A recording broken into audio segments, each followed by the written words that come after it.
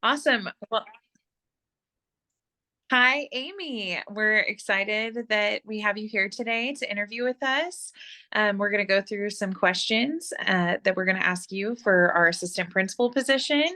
And I probably should have printed out the questions so you could see them, but I'm happy to repeat any question for you that you need me to repeat because some of them have um, more than one part attached. Awesome. Well, thank you so much. I'm so excited to be here and to meet with you, and I have been really looking forward to this. Absolutely. So, my first question is just please share your professional journey to this point and why you're interested in being an assistant principal. Okay, well, that's a great place to start. I have always known that I wanted to work in the field of education. I distinctly remember being in my second grade teacher's classroom, Mrs. Allen, just thinking like, this is what I want to do. And I never strayed from that. And so I went to Texas A&M. I got my degree, my Bachelor of Science degree in elementary education. And after graduation, I just jumped right in and I taught first grade in College Station for a few years. And then once I got married, we moved to the Dallas area. And I grew up in Plano. I'm from Plano. And so, of course, I had to apply in our wonderful school district. And so I got a job teaching at Shell. I'm sorry, Stinson Elementary first, teaching first grade. I taught there for 7 years and then just truly loved it. Had a truly wonderful experience, worked with great administrators, wonderful team, and just had a really great learning experience. And I enjoyed every minute of it. And then I had my daughter, so I took a few years off and then decided that was not for me. I was just meant, my calling is working with children and being in education. So I immediately went back to work and then worked at Shell Elementary for a few years and just always really thought I would stay in the classroom. Like I said, I love growing children and pushing them and helping them to be successful and forming those relationships with them. And that's what I've always loved. I've always loved being on a team. That's an important part of work for me, but I just love the kids. And so I never really thought I would change that. And then fast forward a few years, I got sent to the virtual academy when they were opening it. And I didn't know what that meant for me because I was happy where I was. And I had the opportunity to work for two wonderful administrators who just took a really tough situation and they turned it into a situation where the teachers just thrived. And for the first time, I just saw how that trickle down effect of what administrators can do when they really support their teachers and how in turn that then grows and supports all of the students. And so for the very first time, I thought, I think this might be something I want to do. And then I had two administrators who really supported me and helped me realize that I could do this and I could be successful at it. And so they gave me a lot of leadership opportunities. And with every step of this journey of enrolling in grad school at SFA, you know, joining the Aspiring Assistant Principal Academy in Plano, every step of the way, I just realized this is now what I'm called to do. And I truly love working with teachers and helping them and supporting them, and therefore in turn helping grow the children and support them. So now I'm just ready for this next step of admin and embracing the role of assistant principal. Awesome. Tell us about your experiences with a diverse student population. How has diversity at your past or current campuses shaped you as a leader? I have always been really lucky to work at very diverse campuses, always. When I first started teaching, I was teaching in Bryan College Station, and it was a very low income school with a lot of kids with different situations. And they just really taught me a lot about truly understanding what families are going through and how to connect with them and to work with them as a team. And then when I came to Plano, I've also, both campuses I've been on have been very diverse with not one majority of students from a specific background. I have Caucasian students, African American students, Indian students, Asian students, and every campus I've been on, it's really been celebrated, really focusing on the kids, how we're different, why it's important to talk about it, and just understanding how to connect with every family and to celebrate the differences and how we have things in common. So it's always just been something that I've been taught to embrace, and therefore that's something that I almost don't think about sometimes, but I know that it's so important that we have this diversity and to celebrate it and to use it to our advantage, like to learn from each other. So Awesome. As a new assistant principal, what are some things you would do to learn about staff members and allow them to learn about you? this is a really good question because I feel as a new administrator on a campus, it's really important to take the time to learn about the staff members. You can't just jump in and be like, here I am, like, here's what I'm going to do, and here's how I'm going to change things. You have to give people an opportunity to get to know you and to know what you're all about before they can begin to have that relationship with you. They have to trust you. And so I think the first step of that relationship is just building trust. And so at the beginning, and it might just be those little things to make sure I'm available as an administrator. My door is always open, checking in on people. How are you? How was your weekend? Really learning about people's families and what they have going on in their life. And not trying to overdo it at first, just slowly building up that relationship. Can you repeat the question one more time? I want to make sure I answered it fully. Absolutely. As a new assistant principal, what are some things you would do to learn about staff members and allow them to learn about you? So to learn about them, like I said, just, checking in on them. How was your weekend? I would try to attend as many team meetings as I could as an observer at first, just to see different staff members' personalities and how they interact as a team and how they voice what is important to them. And then for them to learn about me,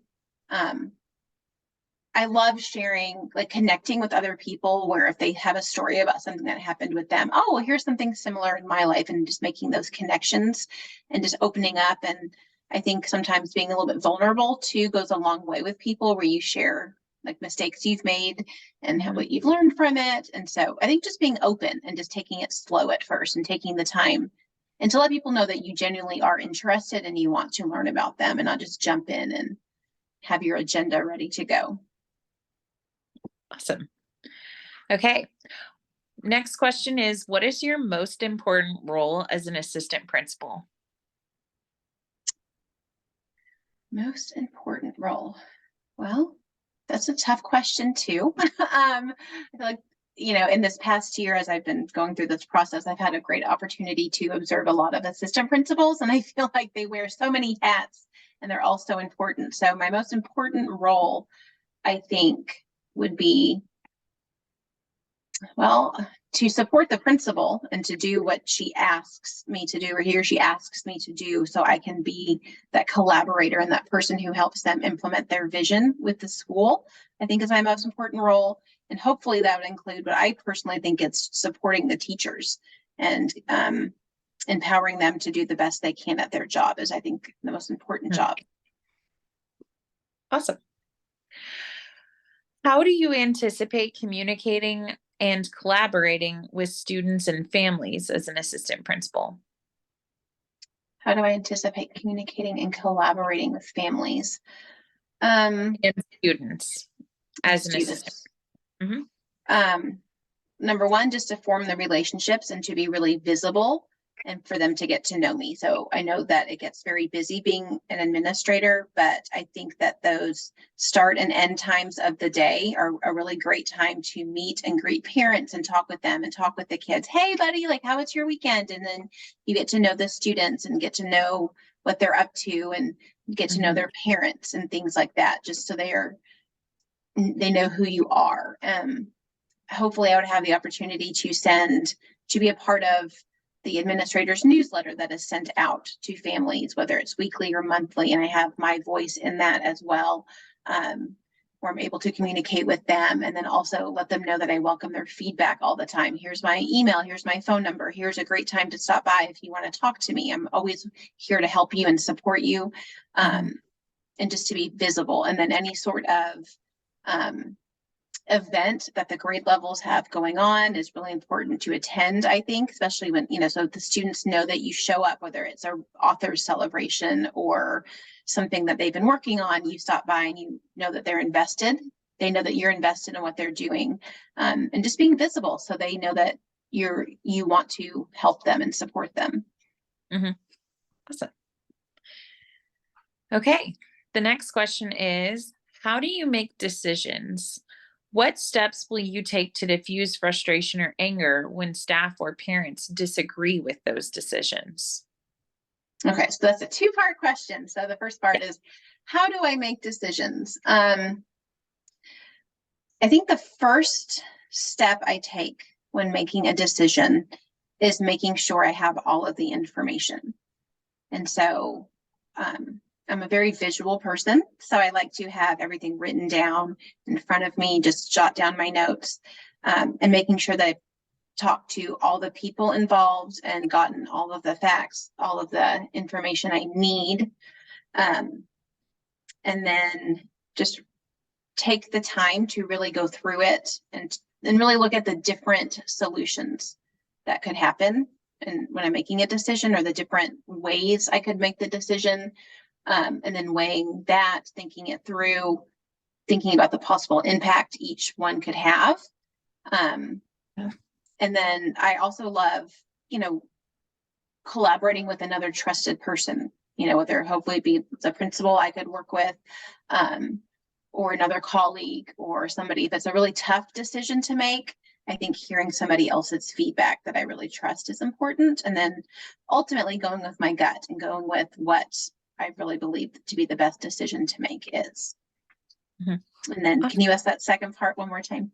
Yes. The second part is, what steps will you take to diffuse frustration or anger when staff or parents disagree with those decisions?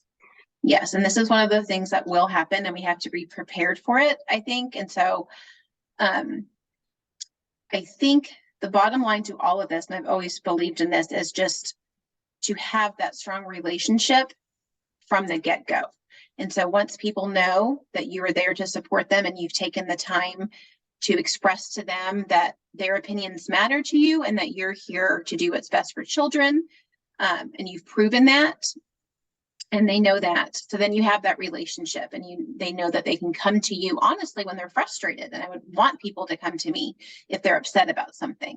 And so, to sit down and talk about it. If it's a staff member, come in, talk to me. Why are you upset?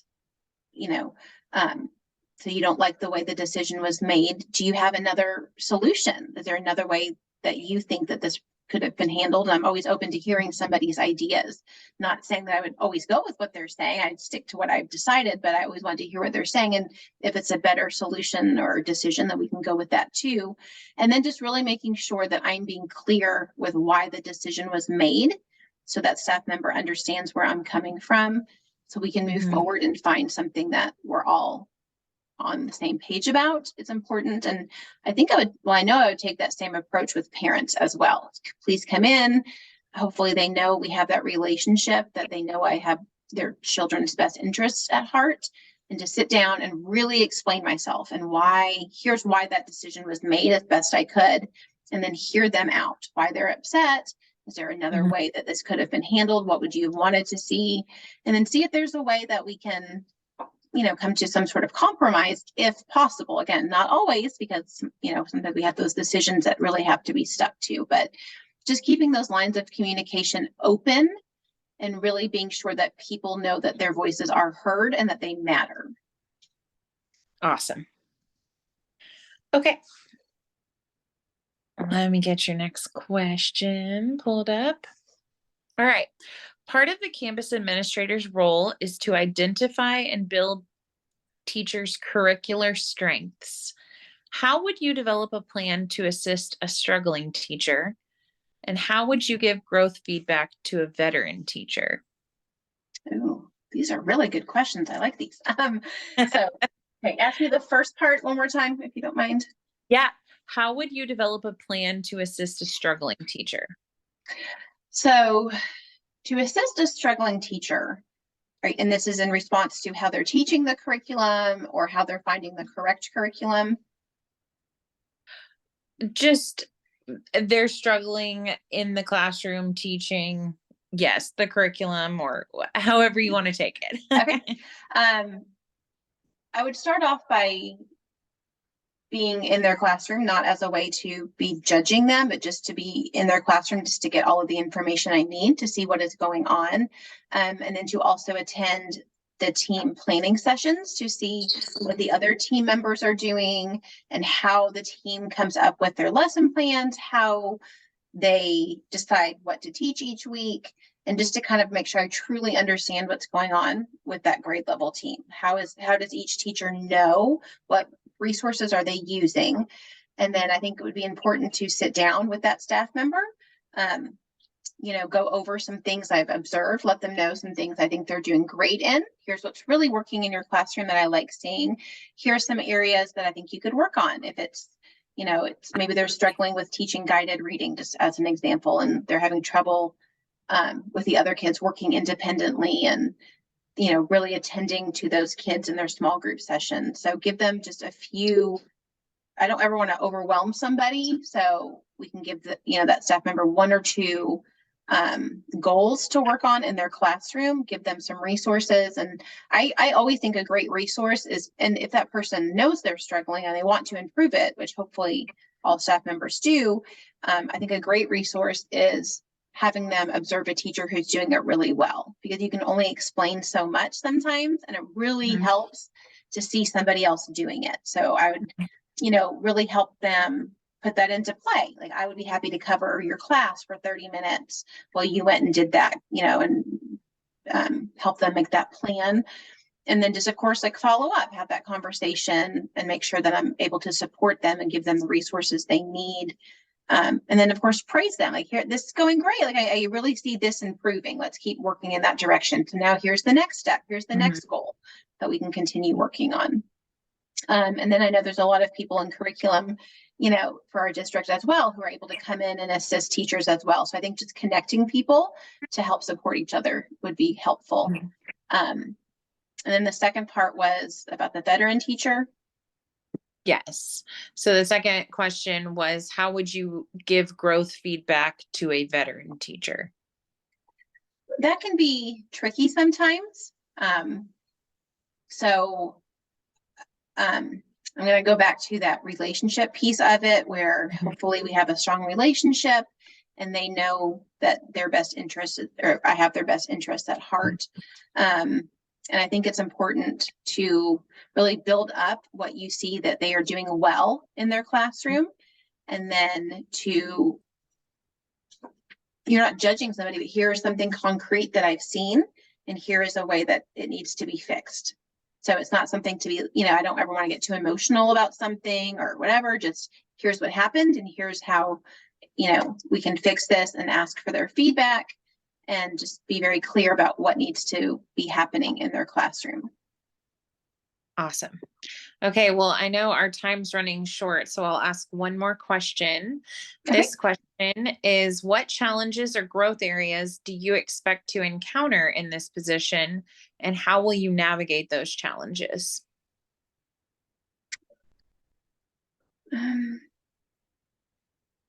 I think, and this is just something that I've seen as I've been observing different administrators this past year, is just switching the mindset of going from a teacher mindset to an administrator mindset is a really big jump. And so to constantly be thinking that way. And then I also think will be a little bit of a challenge I am a people pleaser, and I like people to like me.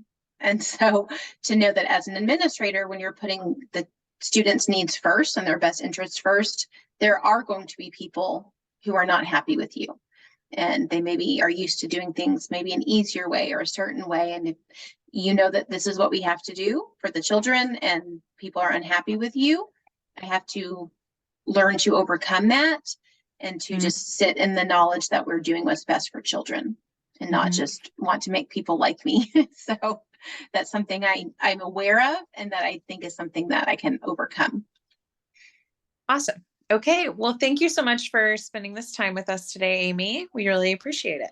Thank you so much. I've enjoyed meeting with you, and I look forward to hearing from you very soon. Thank you so much.